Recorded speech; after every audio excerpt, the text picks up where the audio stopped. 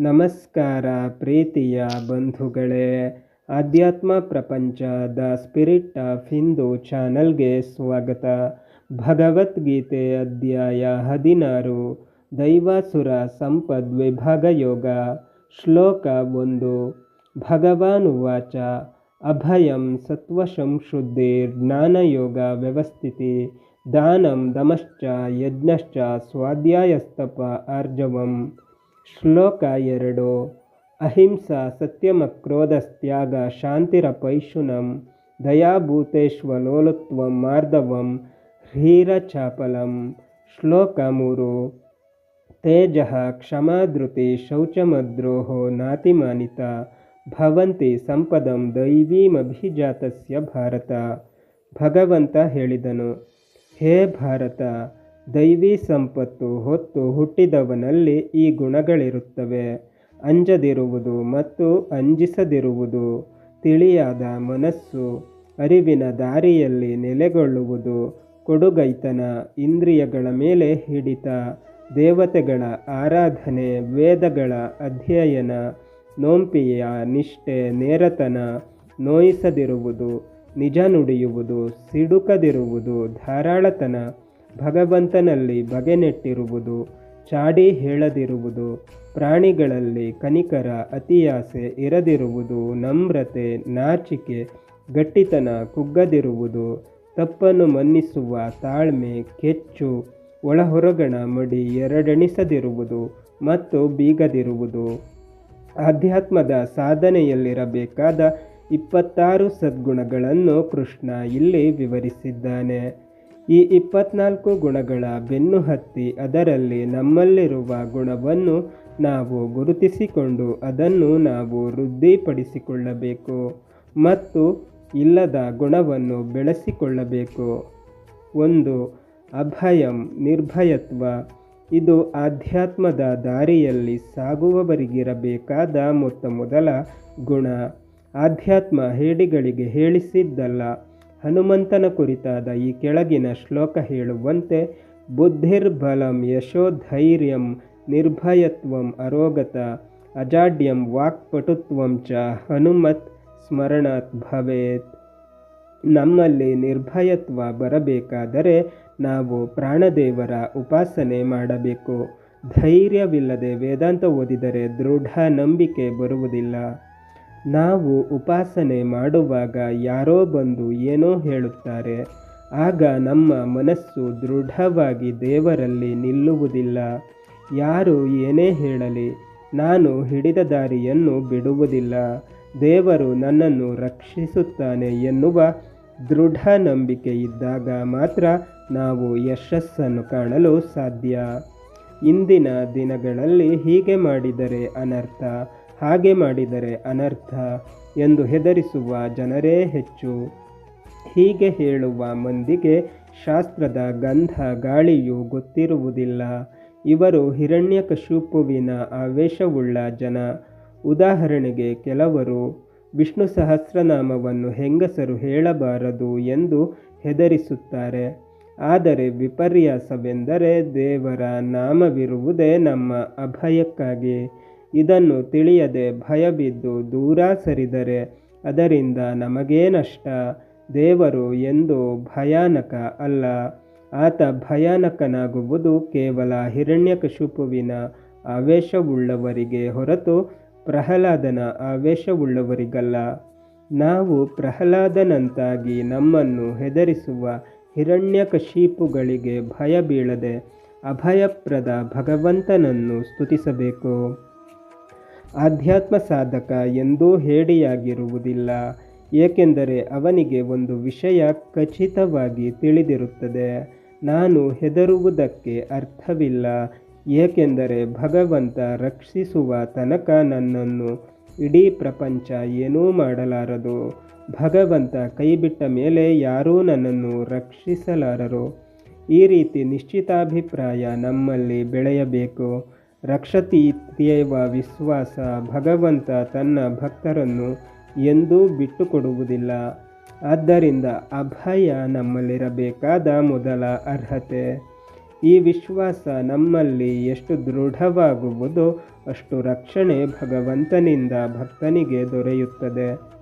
2. ಸತ್ವ ಸಂಶುದ್ಧಿ, ಶುದ್ಧವಾದ ಮನಸ್ಸು. ನಮ್ಮ ಮನಃಶುದ್ಧಿ ಆಧ್ಯಾತ್ಮ ಸಾಧನೆಯಲ್ಲಿ ಬಹಳ ಮುಖ್ಯ. ಸಾಮಾನ್ಯವಾಗಿ ನಮ್ಮ ಮನಸ್ಸು ಅನುವಂಶೀಯ ಕಾರಣದಿಂದ ಅಥವಾ ಪರಿಸರದ ಪ್ರಭಾವದಿಂದ ಶುದ್ಧವಾಗಿರುವುದಿಲ್ಲ. 13ನೇ ಶತಮಾನದಲ್ಲೇ ಆಚಾರ್ಯರು ದೌರ್ಲಭ್ಯಾತ್ ಶುದ್ಧ ಬುದ್ಧೀನಾಂ ಎಂದಿರುವುದನ್ನು ನಾವು ಇಲ್ಲಿ ಗಮನಿಸಬೇಕು. ಶುದ್ಧ ಮನಸ್ಸಿರುವವರು ಸಮಾಜದಲ್ಲಿ ತುಂಬ ದುರ್ಲಭ. ಇಲ್ಲಿ ಕೃಷ್ಣ ಕೇವಲ ಸತ್ವ ಶುದ್ಧಿ ಎಂದು ಹೇಳದೆ ಸತ್ವ ಸಂಶುದ್ಧಿ ಎಂದು ಹೇಳಿದ್ದಾನೆ. ನಮ್ಮ ಮನಸ್ಸು ಒಮ್ಮೊಮ್ಮೆ ಶುದ್ಧವಾಗಿರುತ್ತದೆ. ನಿದ್ದೆಯಲ್ಲಿ ಎಲ್ಲರ ಮನಸ್ಸೂ ಶುದ್ಧ. ಆದರೆ ಇಲ್ಲಿ ಕೃಷ್ಣ ಹೇಳುವುದು ಸದಾ ಶುದ್ಧವಾಗಿರುವ ಎಚ್ಚರದ ಮನಸ್ಸು. ಇದನ್ನು ಭಾಗವತದಲ್ಲಿ ಸತ್ವಂ ವಿಶುದ್ಧಂ ವಸುದೇವ ಶಬ್ದಿತಂ ಎಂದಿದ್ದಾರೆ. ಅಂದರೆ ಸದಾ ಶುದ್ಧವಾಗಿರುವ ಮನಸ್ಸಿಗೆ ವಾಸುದೇವ ಗೋಚರನಾಗುತ್ತಾನೆ ಎಂದರ್ಥ. ಆದ್ದರಿಂದ ಆಧ್ಯಾತ್ಮ ಸಾಧನೆಗೆ ಯಾವುದೇ ಕೊಳೆ ಇಲ್ಲದ, ಯಾವುದೇ ಪೂರ್ವಾಗ್ರಹ ಇಲ್ಲದ ಮನಸ್ಸು ಬಹಳ ಮುಖ್ಯ. 3. ಜ್ಞಾನಯೋಗ ವ್ಯವಸ್ಥಿತಿ, ನಿರಂತರ ಜ್ಞಾನಯೋಗದಲ್ಲಿ ಮನಸ್ಸನ್ನು ನೆಲೆಗೊಳಿಸುವುದು. ಉಪಾಸನ ಯೋಗ ಬಹಳ ಪ್ರಮುಖವಾದ ಯೋಗ. ಭಕ್ತಿ, ಜ್ಞಾನ ಮತ್ತು ಕರ್ಮಯೋಗ ಇದರ 3 ಮುಖಗಳು. ಇವು ಒಂದನ್ನೊಂದು ಬಿಟ್ಟು ಇರಲಾರವು. ಜ್ಞಾನಯೋಗ ಅಂದರೆ ಭಗವಂತನ ಹಿರಿಮೆಯನ್ನು ತಿಳಿದು ಅವನ ಪೂಜಾರೂಪವಾಗಿ ಕರ್ಮವನ್ನು ಮಾಡಿ ಅವನಲ್ಲಿ ಭಕ್ತಿ ಮಾಡುವುದು. ವ್ಯವಸ್ಥಿತಿ ಎಂದರೆ ಅಚಲವಾದ ಸ್ಥಿತಿ. ಭಗವಂತನ ವಿಷಯವಾಗಿ ಅಚಲವಾದ ಮನಸ್ಸನ್ನಿಟ್ಟು ನಿರಂತರ ಭಗವಂತನ ಚಿಂತನೆಯಲ್ಲಿ ಮನಸ್ಸನ್ನು ನೆಲೆಗೊಳಿಸುವುದು. ಇದರಿಂದ ಮನಸ್ಸು ಸ್ವಚ್ಛವಾಗುತ್ತದೆ. 4. ದಾನಂ, ನಮ್ಮಲ್ಲಿರುವುದನ್ನು ಇನ್ನೊಬ್ಬರಿಗೆ ಕೊಡುವುದು. ನಮ್ಮಲ್ಲಿ ಇರುವ ವಸ್ತು ಇನ್ನೊಬ್ಬರಲ್ಲಿ ಇಲ್ಲದೇ ಇದ್ದಾಗ, ಅವರಿಗೆ ಅದು ಬಹಳ ಅಗತ್ಯವಿದ್ದಾಗ, ಆ ವಸ್ತು ನಮಗೆ ಮುಂದೆ ಅಗತ್ಯ ಬೀಳಬಹುದಾದರೂ ಕೂಡ ಅದರ ಬಗ್ಗೆ ಯೋಚಿಸದೆ ಅರ್ಪಣಾ ಭಾವದಿಂದ ಕೊಡುವುದು ದಾನ. ಇದನ್ನು ಬಿಟ್ಟು ಮನೆಯಲ್ಲಿ ಅಗತ್ಯವಿಲ್ಲದ ವಸ್ತುವನ್ನು ಸಾಗ ಹಾಕುವುದಕ್ಕೋಸ್ಕರ ಕೊಡುವುದು, ಉತ್ತಮ ದರ್ಜೆಯನ್ನು ಒಳಗಿಟ್ಟು ಕೀಳು ದರ್ಜೆಯನ್ನು ಕೊಡುವುದು ದಾನವಲ್ಲ. ಕೊಡುವಾಗ ಮನಸ್ಸಿನಲ್ಲಿ ನಮಗೆ ಕೊಡುವ ವಸ್ತುವಿನ ಮೇಲೆ ಯಾವ ಮಮಕಾರವೂ ಇರಕೂಡದು. ಕೊಡುತ್ತಿದ್ದೇನೆ, ಕೊಟ್ಟೆ ಎನ್ನುವ ಅಹಂಕಾರ ಇರಕೂಡದು. ಪೂರ್ಣ ಅರ್ಪಣಾಭಾವದಿಂದ ಕೊಡಬೇಕು. ಕೊಡುವ ವಸ್ತು ಜ್ಞಾನವಾಗಿರಬಹುದು, ಧಾನ್ಯವಾಗಿರಬಹುದು, ಅಭಯವಾಗಿರಬಹುದು, ಇನ್ನೊಬ್ಬರಿಗೆ ಧೈರ್ಯ ಕೊಡುವುದು, ಹೀಗೆ ಯಾವುದೇ ಕಾರ್ಯವಿರಬಹುದು. ಅಲ್ಲಿ ಕಾರ್ಯಕ್ಕಿಂತ ಮುಖ್ಯವಾದುದು ಆ ಕಾರ್ಯದ ಹಿಂದಿನ ನಮ್ಮ ಭಾವನೆ. ಇನ್ನೂ ಹೆಚ್ಚಿನ ವಿವರಣೆಯನ್ನು ಅಧ್ಯಾಯ 10 ಶ್ಲೋಕ 5ರಲ್ಲಿ ವಿವರಿಸಲಾಗಿದೆ. 5. ದಮ, ಯಜ್ಞ. ಇಲ್ಲಿ ಈ 2 ಕ್ರಿಯೆಯನ್ನು ಕೃಷ್ಣ ಚಕಾರ ಬಳಸಿ ದಮಶ್ಚ ಯಜ್ಞಶ್ಚ ಎಂದು ಹೇಳಿದ. ಇದು ಇತರ ಎಲ್ಲ ನಡತೆಗಳೊಂದಿಗೆ ಬಹಳ ಮುಖ್ಯ ನಡತೆ ಎಂದು ತೋರಿಸಲು ಇಲ್ಲಿ ಚಕಾರ ಬಳಸಲಾಗಿದೆ. ದಮ ಅಂದರೆ ಕೆಟ್ಟದ್ದನ್ನು ಮಾಡುವುದನ್ನು ಬಿಡುವುದು, ನಮ್ಮ ಇಂದ್ರಿಯಗಳು ಕೆಟ್ಟದ್ದನ್ನು ಮಾಡದಂತೆ ನಿಯಂತ್ರಿಸುವುದು. ಯಜ್ಞ ಅಂದರೆ ಮಾಡುವ ಎಲ್ಲ ಕೆಲಸವನ್ನು ಭಗವದರ್ಪಣೆಯಾಗಿ ಮಾಡುವುದು. ನಾವು ಈ 2 ನಡತೆಯನ್ನು ನಿರಂತರ ನಮ್ಮ ಜೀವನದಲ್ಲಿ ಪಾಲಿಸಬೇಕು. ಈ 2 ನಡತೆ ಇಲ್ಲದೆ ಇತರ ನಡತೆಯನ್ನು ಸಾಧಿಸಲು ಸಾಧ್ಯವಿಲ್ಲ. 7. ಸ್ವಾಧ್ಯಾಯ. 3 ಥರದಲ್ಲಿ ಸ್ವಾಧ್ಯಾಯವಿದೆ. ಸ್ವತಂತ್ರನಾದ ಭಗವಂತನ ಬಗೆಗೆ ಇರತಕ್ಕಂತಹ ಸಮಗ್ರ ವೇದಗಳ ಅಧ್ಯಯನ ಸ್ವಾಧ್ಯಾಯ. ಇದು ಸಾಧ್ಯವಾಗದೆ ಇದ್ದರೆ ಅವರವರ ಶಾಖೆಯ ವೇದಾಧ್ಯಯನ, ಇದನ್ನು ಕೂಡ ಸ್ವಾಧ್ಯಾಯ ಎನ್ನುತ್ತಾರೆ. ಇನ್ನು 3ನೆಯದು, ನಾವು ಗುರುಗಳಿಂದ ಕೇಳಿದ ಆಧ್ಯಾತ್ಮ ವಿಚಾರವನ್ನು ಮನನ ಮಾಡಿ ಸ್ವಪ್ರವಚನ ಮಾಡಿಕೊಂಡು ನಮ್ಮ ಆತ್ಮಕ್ಕೆ ಆ ವಿಚಾರ ತಿಳಿದ ಮೇಲೆ ಇನ್ನೊಬ್ಬರಿಗೆ ಹೇಳುವುದು. ಆದರೆ ಇಂದು ಈ ಸ್ವಾಧ್ಯಾಯ ಕಣ್ಮರೆಯಾಗುತ್ತಿದೆ. ಪತಂಜಲಿ ಹೇಳುತ್ತಾನೆ, ವೇದಂ ಆದಿತ್ಯಂ ತ್ವರಿತ ವಕ್ತಾರೋ ಭವಂತಿ ಎಂದು. ಇಂದು ವಿದ್ಯಾರ್ಥಿ, ನಾಳೆ ಅಧ್ಯಾಪಕ ನಡುವೆ ಸ್ವಾಧ್ಯಾಯ ಎನ್ನುವ ವಿಚಾರ ಇಂದು ಇಲ್ಲವಾಗಿದೆ. ತ್ವರಿತ ಆದಿತ್ಯ, ಎಲ್ಲವೂ ತ್ವರಿತ. 8. ತಪಃ. ಕೃಷ್ಣ ಇಲ್ಲಿ ಹೇಳುವ ತಪಃ ಹಿಂದೆ ಹೇಳಿದ ತಪಸ್ಸಲ್ಲ. ನಮ್ಮ ಮನಸ್ಸು ದಾರಿ ತಪ್ಪಿ ಹೋಗದಂತೆ ನಿಯಂತ್ರಣ ಮಾಡುವುದು ದಮ. ಅದರಿಂದ ಶಾಸ್ತ್ರದ ನಿರಂತರ ಅಧ್ಯಯನ, ಸ್ವಾಧ್ಯಾಯ ಇವೆರಡರಲ್ಲಿ ನಮಗೆ ತೊಂದರೆ ಕೊಡುವ 2 ಅಂಶಗಳಿವೆ. ಅವುಗಳೆಂದರೆ ನಾಲಿಗೆ ಚಪಲ ಮತ್ತು ಲೈಂಗಿಕ ಆಸಕ್ತಿ. ಇವು ಅಧ್ಯಯನದ ಮೂಲ ಶತ್ರುಗಳು. ಇದನ್ನು ನಿಯಂತ್ರಿಸುವುದು ತಪಃ. ಇದಕ್ಕಾಗಿ ಹಿಂದೆ ಪುಣ್ಯಕ್ಷೇತ್ರಕ್ಕೆ ಹೋದಾಗ ತಮ್ಮ ಯಾವುದೋ ಒಂದು ತಿನ್ನುವ ಚಪಲವನ್ನು ಅಲ್ಲಿ ಬಿಟ್ಟು ಬರುತ್ತಿದ್ದರು. ಯಾವುದಾದರೊಂದು ನೆಪದಿಂದ ತಮ್ಮ ಚಪಲವನ್ನು ಕಳಚಿಕೊಳ್ಳುವುದು ಇದರ ಹಿಂದಿನ ಕಾರಣ. 9 ಆರ್ಜವಂ ಪ್ರಾಮಾಣಿಕತೆ. ನೇರ ನಡೆನುಡಿ, ಮಾತನಾಡುವುದೊಂದು ಮಾಡುವುದು ಇನ್ನೊಂದು ಮಾಡದೆ ಪ್ರಾಮಾಣಿಕತೆಯಿಂದ ಇರುವುದು. 10 ಅಹಿಂಸಾ. ಈ ಬಗ್ಗೆ ಅಧ್ಯಾಯ 10ರಲ್ಲಿ ಸ್ವಲ್ಪ ಮಟ್ಟಿಗೆ ವಿಶ್ಲೇಷಿಸಿದ್ದೇವೆ. ದ್ವೇಷದಿಂದ, ಅಸಹನೆಯಿಂದ, ಅಸೂಯೆಯಿಂದ ಇನ್ನೊಬ್ಬರಿಗೆ ನೋವನ್ನುಂಟು ಮಾಡುವುದು ಹಿಂಸೆ. ಆಹಾರಕ್ಕಾಗಿ ಇನ್ನೊಂದು ಜೀವಿಯನ್ನು ಅನಿವಾರ್ಯವಾಗಿ ಸಾಯಿಸುವುದು ಹಿಂಸೆ ಅಲ್ಲ. ಉದಾ ವನಸ್ಪತಿಗಳ ಸೇವನೆ, ಕ್ಷತ್ರಿಯರ ಮಾಂಸಭಕ್ಷಣೆ ಇತ್ಯಾದಿ. ನಡೆಯುವಾಗ, ಉಸಿರಾಡುವಾಗ ತಿಳಿಯದೆ ಸೂಕ್ಷ್ಮಜೀವಿಗಳು ಸತ್ತರೆ ಅದು ಹಿಂಸೆ ಅಲ್ಲ. ದೇಶವನ್ನು ಕಾಯುವ ಸೈನಿಕ ತನ್ನ ಧರ್ಮ ಪಾಲನೆಗಾಗಿ ಶತ್ರು ಸೈನಿಕನನ್ನು ಕೊಂದರೆ ಅದು ಹಿಂಸೆ ಅಲ್ಲ. ಮುಂದೆ ನಡೆಯುವ ಮಹಾಹಿಂಸೆಯನ್ನು ತಡೆಯಲು ಅನಿವಾರ್ಯವಾಗಿ ನಡೆಯುವ ಯುದ್ಧ ಹಿಂಸೆ ಅಲ್ಲ. ಉದಾ ಮಹಾಭಾರತ ಯುದ್ಧ.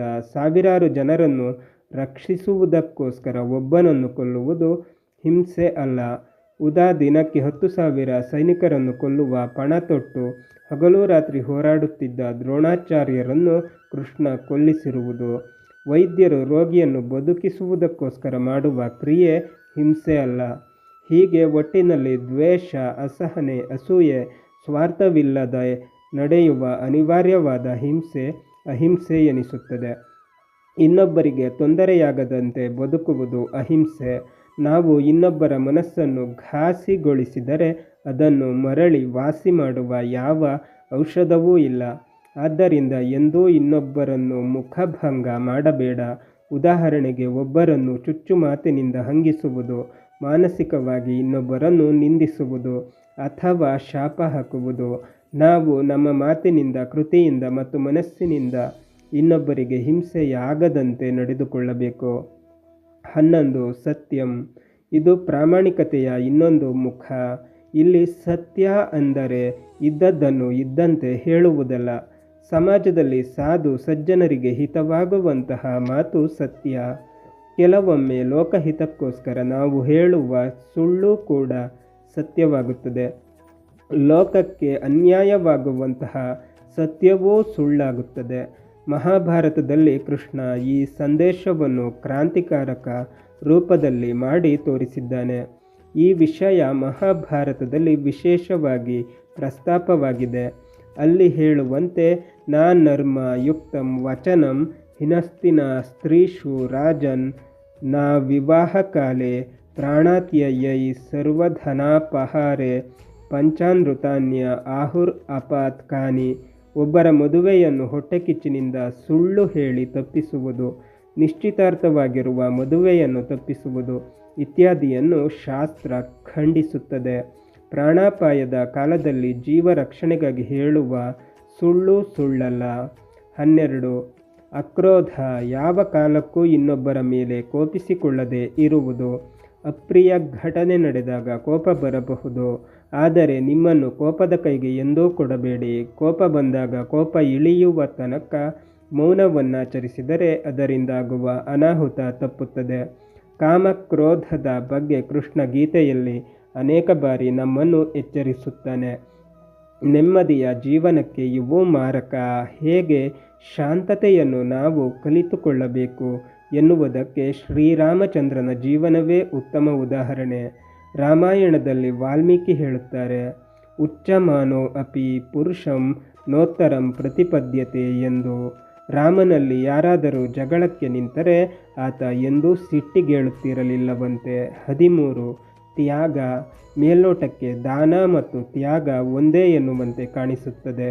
ಆದರೆ ತ್ಯಾಗ ಎಂದರೆ ನಮ್ಮಲ್ಲಿರುವ ವಸ್ತುವು ಕೂಡ ನನ್ನದಲ್ಲ, ಭಗವಂತನದು ಎನ್ನುವ ಭಾವನೆಯಿಂದ ಬದುಕುವುದು.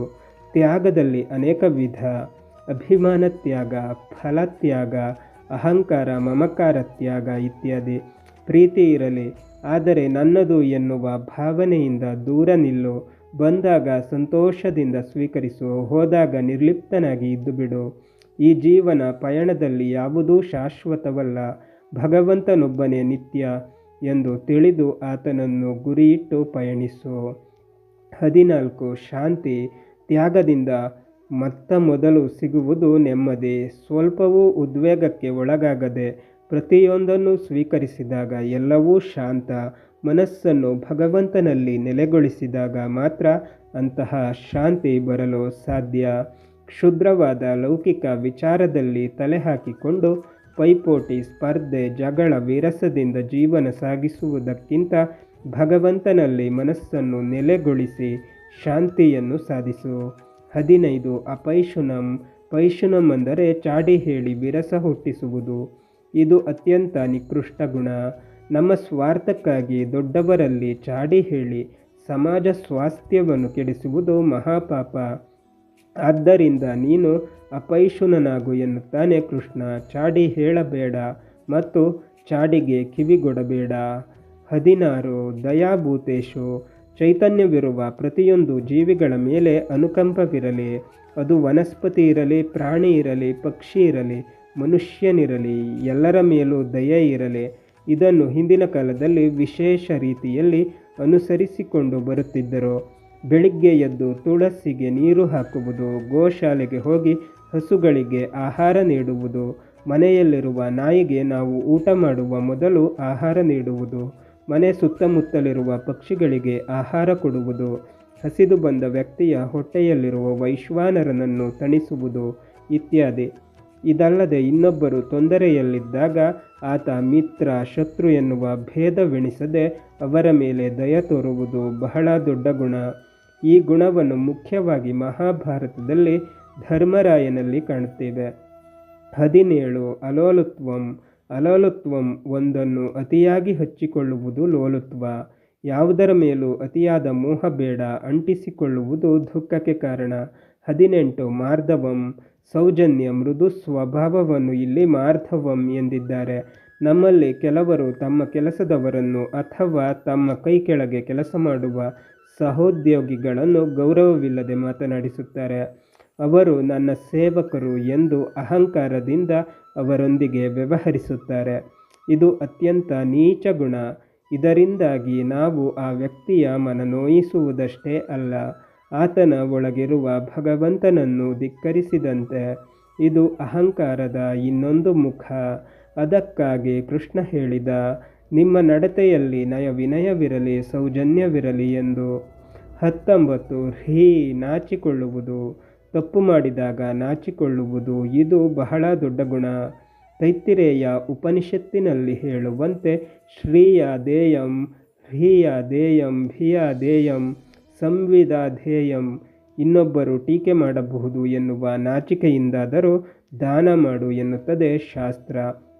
20. ಅಚಾಪಲಂ. ಸ್ವಂತ ನಿರ್ಧಾರ ತೆಗೆದುಕೊಳ್ಳುವ ಸ್ಥೈರ್ಯ. ವಿಷಯ ವಿಶ್ಲೇಷಣೆ ಮಾಡಿ ಯಾವುದು ಸರಿ ಯಾವುದು ತಪ್ಪು ಎಂದು ತಿಳಿದು ಯಾವುದು ನನ್ನ ದಾರಿ ಎಂದು ಗಟ್ಟಿಯಾಗಿ ನಿಲ್ಲುವುದು ಅಚಾಪಲಂ. 21. ತೇಜಃ. ತೇಜಸ್ಸು. ಇದನ್ನು ಶಾಸ್ತ್ರಕಾರರು ಬ್ರಹ್ಮವರ್ಚಸ್ಸು ಎನ್ನುತ್ತಾರೆ. ಮುಖದಲ್ಲಿ ಕಳೆ ತುಂಬಿಕೊಂಡಿರುವುದು, ಕಣ್ಣಿನಲ್ಲಿ ತೇಜಸ್ಸು. ಮನಸ್ಸು ಸ್ವಚ್ಛವಿರುವ ಸಾಧನೆಯ ಮಾರ್ಗದಲ್ಲಿ ಸಾಗುವ ಜ್ಞಾನಿಗಳಲ್ಲಿ ಮಾತ್ರ ಈ ಗುಣವಿರುತ್ತದೆ. 22. ಕ್ಷಮ. ತಪ್ಪು ಮಾಡಿದವರ ಮೇಲೆ ಕೂಡ ಪ್ರತೀಕಾರ ಭಾವನೆ ಬೆಳೆಸಿಕೊಳ್ಳದೆ ಇರುವುದು. ನಮ್ಮ ಮನಸ್ಸಿನಲ್ಲಿ ಎಂದೂ ಪ್ರತೀಕಾರದ ಭಾವನೆ ಹುಟ್ಟಲೇಬಾರದು. ಶಾಸ್ತ್ರದಲ್ಲಿ ಹೇಳುವಂತೆ ಇನ್ನೊಬ್ಬರು ಅಪಕಾರ ಮಾಡಿದರೂ ಕೂಡ ಅವರನ್ನು ಕ್ಷಮಿಸು ಎಂದು, ದೇವರೇ ಅವರಿಗೆ ಒಳ್ಳೆ ಬುದ್ಧಿ ಕೊಡು ಎಂದು ಪ್ರಾರ್ಥಿಸು. ಆದರೆ ಪ್ರತೀಕಾರದ ಭಾವನೆ ಬೇಡ. ನಮ್ಮಲ್ಲಿ ಎಲ್ಲರೂ ನನ್ನನ್ನು ಮೆಚ್ಚಿಕೊಳ್ಳಬೇಕು ಎನ್ನುವ ಅಹಂಕಾರ ಇಲ್ಲದೆ ಇದ್ದರೆ ಮಾತ್ರ ಕ್ಷಮ ಸಾಧ್ಯ. 23. ಧೃತಿ.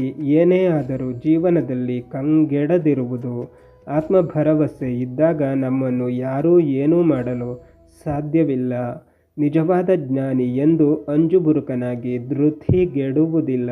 ಮುಂದೆ ಹೀಗಾಗಬಹುದು ಎಂದು ಮನಸ್ಸಿನಲ್ಲಿ ಯೋಚಿಸಿಕೊಂಡು ಕೊರಗುವುದು ಜೀವನವಲ್ಲ. ಬದಲಿಗೆ ಏನೇ ಬಂದರೂ ಅದನ್ನು ಎದುರಿಸುವ ಶಕ್ತಿ ಭಗವಂತ ನನಗೆ ಕೊಡುತ್ತಾನೆ ಎನ್ನುವ ದೃಢವಾದ ಆತ್ಮಶಕ್ತಿ, ಧೃತಿ. ವಿಷಮ ಪರಿಸ್ಥಿತಿಯನ್ನು ಎದುರಿಸಿಕೊಂಡು ಬದುಕುವುದೇ ಜೀವನ. ಅನಿರೀಕ್ಷಿತ ಆಪತ್ತು ಜೀವನದಲ್ಲಿ ಸಾಮಾನ್ಯ. ಅದನ್ನು ತಿಳಿದು ಆತ್ಮವಿಶ್ವಾಸದಿಂದ ಬದುಕು. ಆಗಬಾರದ್ದು ಈ ಜಗತ್ತಿನಲ್ಲಿ ಎಂದೂ ಆಗುವುದಿಲ್ಲ. ಆಗುವುದನ್ನು ಯಾರಿಂದಲೂ ತಡೆಯಲು ಸಾಧ್ಯವಿಲ್ಲ. ನಮ್ಮ ರಕ್ಷಣೆಯ ಭಾರ ಸರ್ವನಿಯಾಮಕ ಭಗವಂತನದು. ಹೀಗಿರುವಾಗ ಭಯವೇಕೆ? 24 ಶೌಚಂ. ಈ ವಿಷಯವಾಗಿ ಹಿಂದಿನ ಅಧ್ಯಾಯಗಳಲ್ಲಿ ಅನೇಕ ಬಾರಿ ಚರ್ಚಿಸಿದ್ದೇವೆ. ಶೌಚ ಎಂದರೆ ಒಳಗೂ ಹೊರಗೂ ಸ್ವಚ್ಛವಾಗಿರುವುದು. ಸಮಾಜದಲ್ಲಿ ನಮ್ಮಿಂದಾಗಿ ಇತರರಿಗೆ ತೊಂದರೆಯಾಗಬಾರದು. ನಮ್ಮ ಮೈಮನ ಸ್ವಚ್ಛವಾಗಿರುವಂತೆ ನಾವು ನೋಡಿಕೊಳ್ಳಬೇಕು.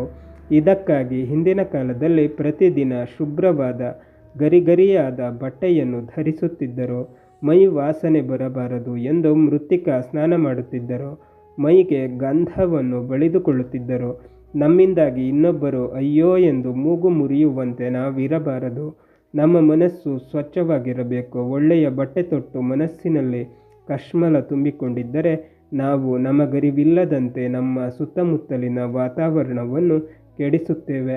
ಇದಕ್ಕಾಗಿ ಒಳಗೂ ಹೊರಗೂ ಸ್ವಚ್ಛವಾಗಿರಬೇಕು. 25 ಅದ್ರೋಹ.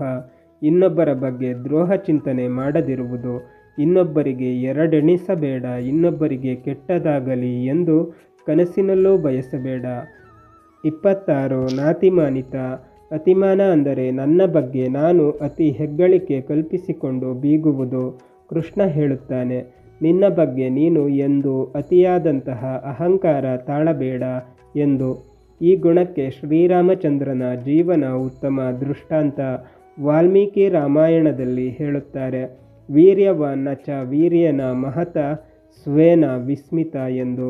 ಅಸಾಧಾರಣ ಪೌರುಷೇಯನಾಗಿದ್ದ ರಾಮ ಎಂದೂ ನಾನು ಮಹಾವೀರ ಎಂದು ಅಹಂಕಾರ ಪಡದೆ ಒಬ್ಬ ಸಾಮಾನ್ಯ ಮಾನವನಂತೆ ಬದುಕಿ ತೋರಿಸಿದ. ಇದು ಬಹುದೊಡ್ಡ ಗುಣ. ಹೀಗೆ ನಾವು ಜೀವನದಲ್ಲಿ ಅಳವಡಿಸಿಕೊಳ್ಳಬೇಕಾದ 26 ಗುಣಗಳನ್ನು ಹೇಳಿ ಕೃಷ್ಣ ಹೇಳುತ್ತಾನೆ, ಭವಂತಿ ಸಂಪದಂ ದೈವೀಮಭಿಜಾತಸ್ಯ ಭಾರತ ಎಂದು. ಇಲ್ಲಿ ಅಭಿ ಅಂದರೆ ಬಯಸಿ ಎನ್ನುವ ಅರ್ಥವನ್ನು ಕೊಡುತ್ತದೆ. ದೈವಿ ಸಂಪತ್ತನ್ನು ಬಯಸಿ ಹುಟ್ಟಿದವನಲ್ಲಿ ಈ ಗುಣಗಳಿರುತ್ತವೆ. ಅಂದರೆ ಯಾರೂ ಹುಟ್ಟುವಾಗಲೇ ಸಾತ್ವಿಕತೆಯ ಅಭಿಲಾಷೆಯನ್ನು ಇಟ್ಟುಕೊಂಡು ಹುಟ್ಟುತ್ತಾರೋ ಅವರಿಗೆ ಸಹಜವಾಗಿ ಈ ಗುಣಗಳಿರುತ್ತವೆ. ಇವು ದೈವಿ ಸಂಪತ್ತು, ಮಾನವನು ಬೆಳೆಸಿಕೊಳ್ಳಬೇಕಾದ ಮಾನಸಿಕ ಸಂಪತ್ತು. ಬಂಧುಗಳೇ, ಭಗವದ್ಗೀತೆ ಮುಂದುವರಿಯುತ್ತದೆ. ಅಲ್ಲಿಯ ತನಕ ನಮ್ಮ ಚಾನಲನ್ನು ನೋಡ್ತಾ ಇರಿ. ಎಲ್ಲ ವಿಡಿಯೋಗಳನ್ನು ನೋಡಿ, ಶೇರ್ ಮಾಡಿ, ಲೈಕ್ ಮಾಡಿ, ಕಮೆಂಟ್ ಮಾಡಿ, ಹಾಗೆ ನಮ್ಮ ಚಾನಲನ್ನು ಸಬ್ಸ್ಕ್ರೈಬ್ ಮಾಡಿ.